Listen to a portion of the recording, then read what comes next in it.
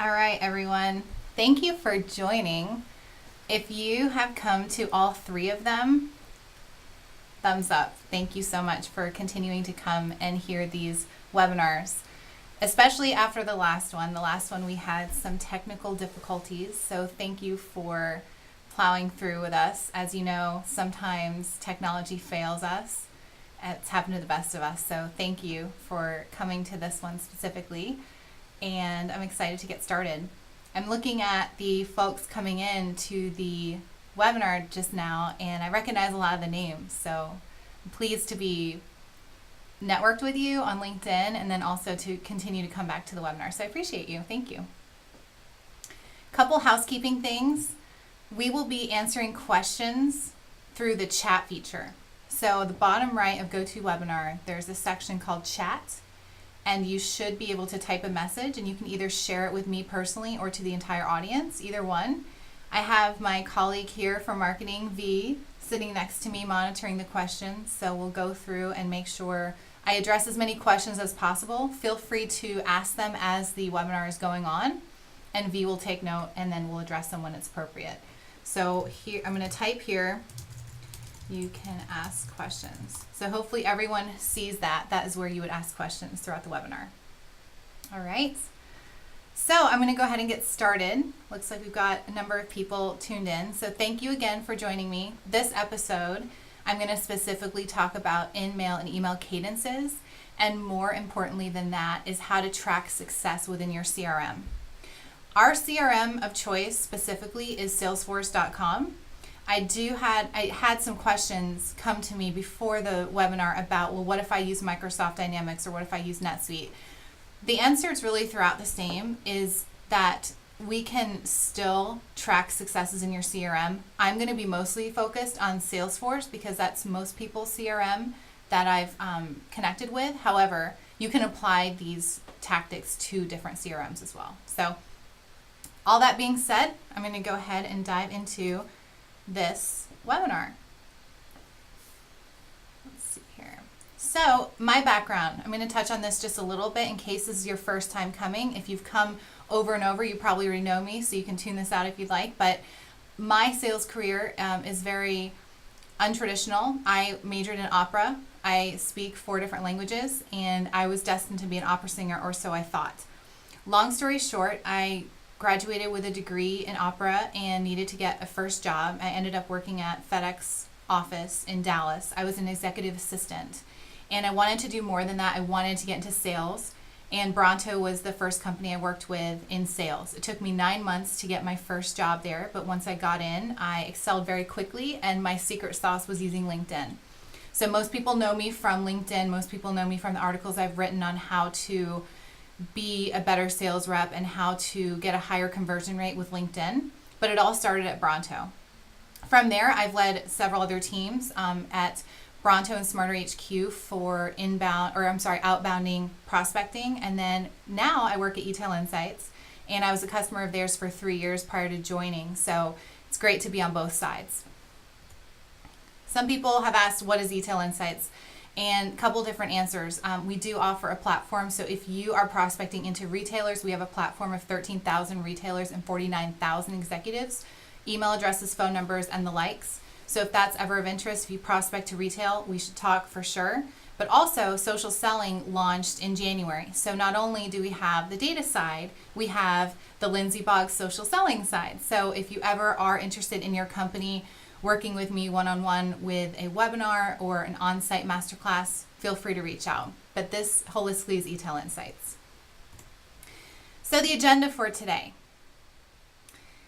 First, we're going to talk about why InMails are effective and kind of the psychology behind it. Then I'm going to talk about combining emails with InMail. So that's really my secret sauce, and the cadence I'm going to present to you is how to marry the two to have optimal success.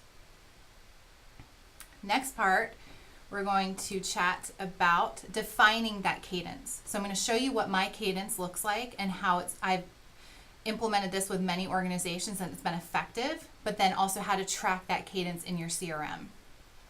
Ultimately, you as a salesperson or you as a manager want to know what your team's cadence is, so I'm going to show you how to do that effectively. And then finally, measuring success with your CRM. So if you are having success on LinkedIn, how do you measure that? And how do you show that? So first, we're going to talk about why InMails are effective. And just a reminder, if some people are just coming into this audience, make sure the chat feature allows you to ask questions. So I don't see any yet, but if you do have questions along the way, please be sure to ask questions in the chat feature. All right, so the reason why InMails are effective and the reason to use InMails is that you can be personal with an InMail. That's where people struggle the most. I've done so many workshops. I can't tell you how many people have said that they've tried InMails and they're not working. And my message to those people is how many did you send? Did you just send 2? Did you send 8? How many? And the majority of people that raised their hands and said that they've tried it only sent 1 or 2. So my message to you, and once we go into the cadence, you'll understand a little bit more, is that you have to be persistent, but you have to be personal too. Every single subject line I use in an InMail is personal. It could be about it could be about sports. It could be about where they went to college. It could be about the fact that I'm a fan of their brand. If that's true, I will mention that I'm a fan of their brand. It could be about mutual connections. There are a long list of subject lines that I recommend using, and none of them talk about your software that you're selling. None of them talk about anything that you're selling. It's all about the person and being personal with them. This allows you to establish rapport, especially if you have a mutual connection, the third part. When you have a mutual connection, automatically it shows that you're in the industry. It shows that you know the same people, and therefore it's easier for them to say yes, because if you have the same sort of established rapport, they're going to be more likely to connect with you. So these are all really important things and the reason why they're effective. Now, people do it the wrong way, don't get me wrong.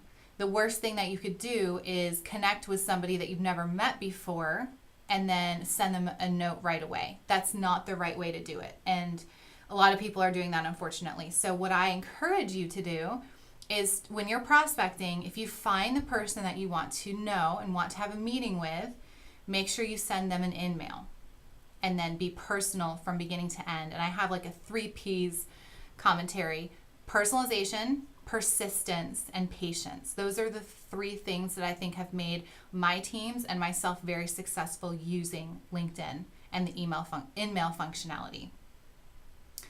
All right, so quiet audience today. I hope that there's questions that are coming through soon, especially because last time we had technical difficulties. So here is my email and InMail Cadence. So the biggest part to point out is the last part, which is the repeat function. A lot of people just get to day 4 and they give up and they walk away and say it didn't work. So I challenge you to look at this cadence and consider it, because it does work. I've implemented this with many, many organizations and it does work. But the biggest part is the being persistent part. So make sure that you're persistent. I'm going to walk through day 1, 3, and 4 right now on a specific InMail and email that I've sent that have gotten me responses. But I did want to point out that it's critical that you're persistent and consistent with this. You can't just send 1 or 2 and then walk away. You have to be personalized and you have to be persistent. So let's go into the next slide here.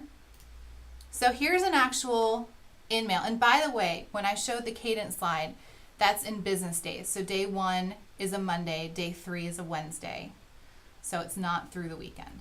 All right, so cadence InMail number 1.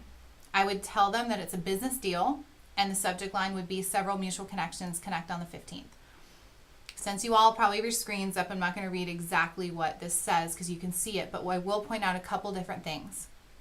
The first thing I point out is that I lived in Dallas for several years, which is true, and we have several mutual connections, and I list who those connections are.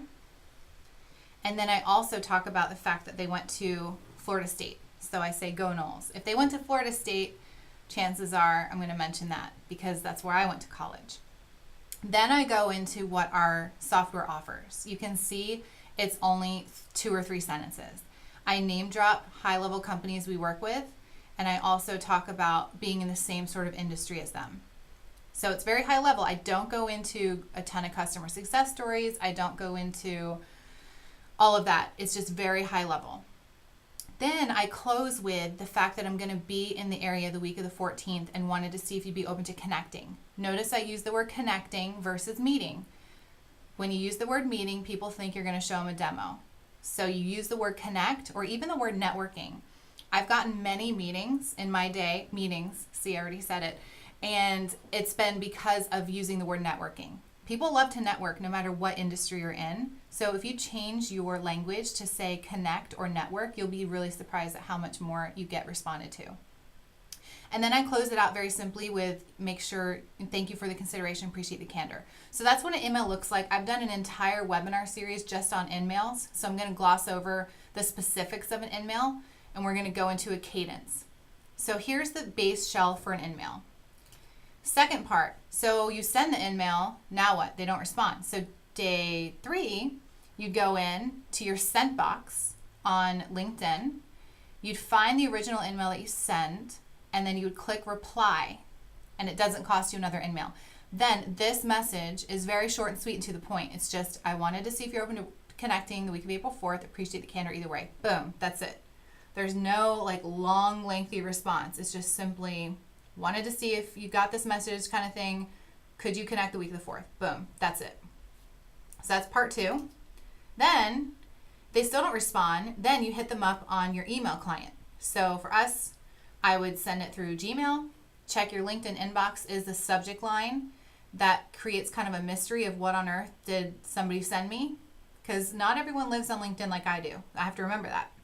So then I kind of direct them to LinkedIn. The reason I direct them to LinkedIn is it's harder to say no to a person, especially somebody with rapport and somebody with mutual connections. It's harder to say no to them on that side than it is an email address. People don't really know email addresses and associate them with people. But when they see a profile and they see rapport and they see mutual connections, they do. So steer them to LinkedIn. You can see my email here is just simply I left you a message on LinkedIn a couple of days ago, wanted to see if we open to connecting further. And then you keep the mystery in there. What on earth did she send me? When is she going to be in town? What does she want to meet for? What does she want to connect with? So there's a lot of different ways to handle it. But that's the third part. And then going to the next part, let's talk about the cadence again. So this is the visual of the cadence that we saw a couple slides ago. So we did the first part. We did the second part, the remail of the LinkedIn message on day 3. And then day 4 is the email. So those are the 3 things we just went through. Day 1, day 3, and day 4. So that would look like a Monday, a Wednesday, and a Thursday. And then day 6, you could either put it on a Monday or a Tuesday. It depends. Some people would rather just do a Tuesday, Wednesday. And then you repeat it. Questions I've gotten before is what happens after day 7? Do I start with day 1 immediately the day after? And my answer to you is play around with it, A/B test it. Sometimes I give them a breather of a couple days and then I'll recycle this again. It's really up to you. But I do know that it is effective if you're persistent enough with it. So any questions coming in? I don't see questions yet on the chat feature. So hopefully we're not missing any due to technology. But please, I encourage you to ask questions throughout here if you do have any. All right, continuing on. So the reason why it's better to combine InMails with emails is that the obvious 2 channels are better than 1. You can always incorporate calling too if you'd like. You can do calling in place of one of those cadences, but I will say they go unnoticed pretty often. So if you do leave a voicemail, don't anticipate that they're going to listen to it unless you're in an industry that is different from mine. But I do say if you do want to call. Put that in as a cadence, but I would also probably do that in tandem with another message at the same time.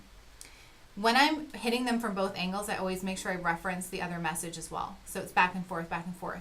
Once I got to day 6, I might reference the fact that I've sent him 3 notes on LinkedIn and let him know I've been very persistent without saying the word persistent. All right. So tracking your success. This is one of my specialties. So in Salesforce, a lot of people have drop downs for type when you're logging an activity. For me, we have several types because I want to be very, very sure of what activity my teams have been doing and how they got that meeting. Because without understanding the how, I don't know what's working well. So for one of the drop downs in our Salesforce environment, we actually have a LinkedIn InMail as a drop down. So anytime I send an InMail, I log it and I put it in the comment section. I copy and paste my InMail to the comment section. Then from here, I can track that, but I can also see how many InMails my team is doing versus how many calls versus how many emails. So I can then, as a manager, be predictable and repeatable, and my team members can be predictable and repeatable for their forecasting. We're going to get into how many touches it takes to get an appointment in a moment. But this is the first part. You have to make sure you're tracking your InMails, because if you're not tracking InMails and you're logging it as a call or email, that's actually ruining the data integrity. So I have so many dashboards built around activity, and InMail is a big feature of that. So if you don't know how to do this, and you don't have admin access, find the person at your company that has admin rights, the sales ops person, and tell them to add this as a drop down. It's very easy to do. It's literally 3 clicks, and then you can have that in your reporting. So highly encourage this if you're not doing this today. The next part, people forget this a lot, and it's really important. Anytime I add a contact and anytime I create an opportunity, lead source and lead source detail are always mandatory. You can make these 2 fields mandatory, so that way you cannot proceed to the next step in your contact or opportunity without having these. When I prospect, you can see lead source is prospecting. To me, LinkedIn is prospecting. So prospecting is going to be the lead source, and then the lead source detail is going to be LinkedIn. So in the opportunity, you're going to see I had a meeting with ABC company created, and therefore it came from LinkedIn. So this is how you track it. Again, if you don't have this in your system today, it's the first thing I would implement before anything else is understanding where your contacts are coming from and how they're coming to your company. You can see here for prospecting, we have a couple different options: cold calling, cold emailing, LinkedIn, and Twitter. For lead source, we have a lot of different opportunities. We've got trade shows, we've got inbound, we've got direct mail, we've got a ton of different lead sources. But for prospecting specifically, I have LinkedIn as a drop down, and it's very important because I want to know in any quarter how many opportunities did I generate from LinkedIn. I want to be able to report on that. So this is critical. Again, if you don't know how to do this, reach out to your Salesforce admin or your CRM admin and get this. Is like very, very, very important in tracking success. Okay, so defining your cadence. So how on earth do I know that my number is 8? How do I know that every 8 touches I get a response? That's because I'm a data nerd and I love to figure out what my team is doing for their number and what I'm doing and how to get to my number faster, but also be predictable. So the first part is tracking, like we talked about. So you can track an InMail in Salesforce or your CRM. You just have to add the drop down. You can track emails, obviously. Measuring activities versus opportunities, that goes into my next slide. I'm going to show you that. And then touches. I know for me, it's 8. 8 touches to get a response. So what is it for you? The way you do that in Salesforce is through a series of triggers that we've had set up. And it will actually show how many touches did it take to get to the opportunity in the first column. So it showed me 8 touches to the opportunity. And then touches total just means how many times it was how many times I reached out to this person. But before the opportunity, it was 8 times. Then you can see the next one, Brooks Brothers, took me 3 times to get an opportunity. Next one took me 14. That's a little bit longer than normal. The next one took me 7. So you can actually take this column and find the average. So my average turns out in this column to be 8. You can do this for your teams. The way you do it is through triggers in Salesforce and some workflow magic. And then you'll be able to get this kind of data. This data was really helpful because I knew how many activities my team had to achieve personally to get to their number. One person, it took them 12. The other person, it took them 7. So the person with 12, I expected more activities from them because they had a higher number, whereas the other person, I expected more from them in other areas. All right, moving on. I don't see any questions. Again, if you do have questions, please enter them in the chat function on GoToWebinar on the right. Tracking your success. So this is what I was talking about 2 slides ago with opportunities and lead source and lead source detail. You can see here lead source detail, LinkedIn networking, and LinkedIn are two of the options for prospecting and opportunity creation. So again, when I run reports for marketing, when I run reports for sales, I want to show them how many opportunities have come from LinkedIn. And if you're tracking this, then you can be really effective in sharing that detail of this is how many opportunities came from LinkedIn, and this is why it's working or why it's not working. Maybe it's not working. So having that is really, really critical. All right. So measuring success in your CRM. It's really helpful to have this information in your CRM because you can display it on dashboards and you can build a bunch of excitement within your teams and your sales org and marketing to show what you've accomplished with social selling. But also you can run so many granular reports to have on your own personal dashboard and see, okay, I have to get to X to hit Y. So I'm a really big fan of tracking successes. I do it all the time, and I think it's what's made my teams really effective is knowing exactly what their number is to work backwards to, and then figure out how many activities they have to have in a day to hit their number.